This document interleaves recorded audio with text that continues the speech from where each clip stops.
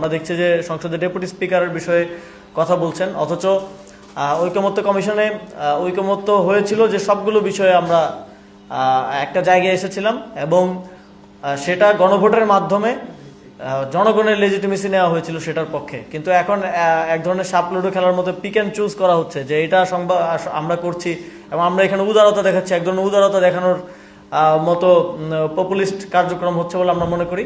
ইতিমধ্যে প্রেক্ষাপট পুরোটা জেনেছেন। আমাদের যেই সংস্কার বাস্তবায়ন কমিটি, সেই কমিটির যারা দায়িত্বশীল আছেন, যারা সদস্য আছেন, তারা বিষয়গুলো আপনাদের সামনে তুলে ধরলেন।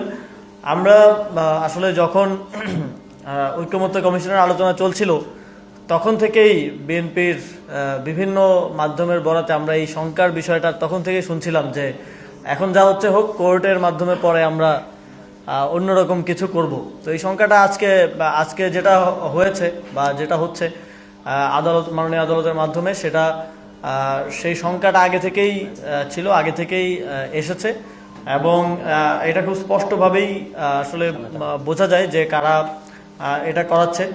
আমরা সারোয়ার তুষার ভাই একটু আগে বললেন যে আমরা দেখেছি যে বিভিন্ন সময় জনগণের জনবিরুদ্ধে কোনো সিদ্ধান্ত নিতে গেলে সেক্ষেত্রে আদালতকে ঢাল হিসেবে ব্যবহার করা হয় এবং জনগণকে আদালতের বিরুদ্ধে দাঁড় করে দেওয়া হয়। আমাদেরকে